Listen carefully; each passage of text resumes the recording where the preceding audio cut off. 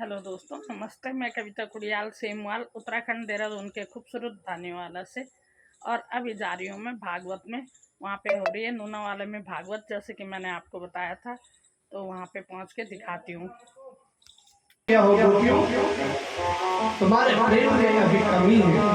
प्रेमी वो होता है जो अपने प्रिय के विरह में ही प्राण त्याग दे, जिस तरह से दशरथ जी महाराज।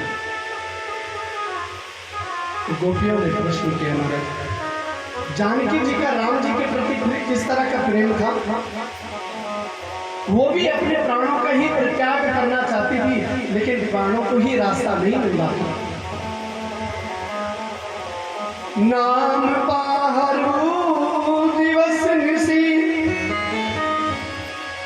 ध्यान तुम्हार कपाट, लोचन निज पद जंत्रित, प्राण जाए के बाट, प्राण जाए के बाट। प्राणों को ही रास्ता नहीं मिल रहा था। जानकी जी तो अपने प्राणों को देना चाह रहे थे। और प्रभु, हम तो मर भी नहीं सकते हैं, क्योंकि हमने आपका अमृत पी लिया है।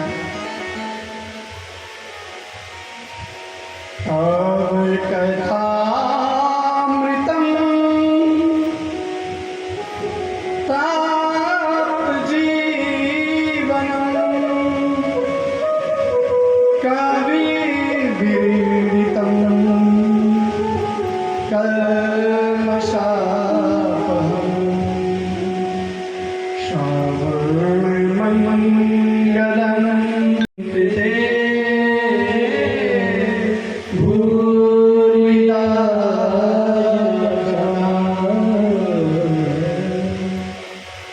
क्योंकि हमने तो आपकी कथा का अमृत पी लिया है, इसलिए हम मर भी नहीं सकते। लेकिन गोविंद, कोई अपने प्रेमी के साथ भला इस तरह का व्यवहार करता है क्या? पहले आपने बंसी में हमारा नाम लिया, हमें पुकारा, हम अपना घर परिवार संसार सब कुछ छोड़ करके आपके पास आई है, दौड़ी भागी, लोगों को, सारे समाज को तिलांजलि हमने दिया है, बिल्कुल भी समाज की परवाह नहीं की। और जब हम आई हैं तो आप हमारा इस तरह से परित्याग कर। कोई अपने प्रेमी के साथ इस तरह का व्यवहार नहीं करता है प्यारे। जब गोपियों ने उच्च स्वर में विलाप करना प्रारंभ किया तो अब भगवान से रहा नहीं गया और भगवान सारी गोपियों के मध्य में प्रेम क्या होता है ये इन गोपियों से पूछे। जो आंखों की पलकें यदि झपक जाए तो ब्रह्मा जी को गालियां देती हैं कि हमारी आंखों में ये किवाड़ क्यों लगाए हैं, ये एक मिनट के लिए गोविंद हमारी आंखों से ओझल क्यों हो जाते हैं। ऐसा प्रेम है, प्रेम की पराकाष्ठा। गोपियां आज भगवान को चारों तरफ से घेर लिया। भगवान ने जब देखा, अरे इनकी आंखें तो बड़ी मोटी हो रखी है, लगता है बहुत दिन तक बेचारी सोई भी नहीं है, रोई रही है। भगवान को उन गोपियों को देख करके स्वयं रोना आ गया। बहुत संभालने का प्रयास किया, लेकिन रो लिए।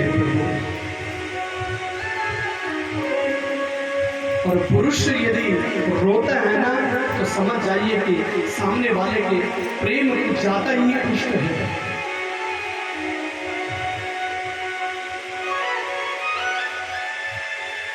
गोपियों ने कहा, प्रभु आप इस तरह से अपने प्रेमी के साथ इस तरह से व्यवहार करते हुए अच्छा है क्या? बिगाड़ा है हमने आपका? क्यों आप हमारे साथ इस तरह का व्यवहार कर रहे?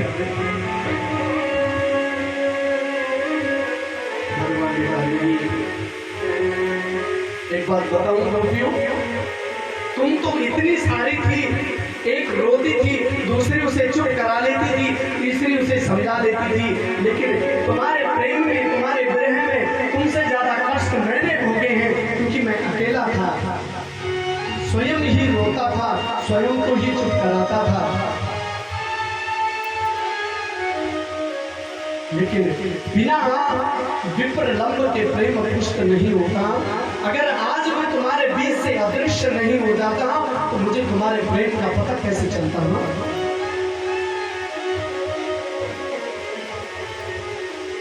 इसलिए गोपियों, तुमने सारे संसार को, सारे सुख को तिलांजलि देकर के जो मेरे पास आई हो, मेरे लिए आई हो, मैं धन्य हूं तुमको पाकर के।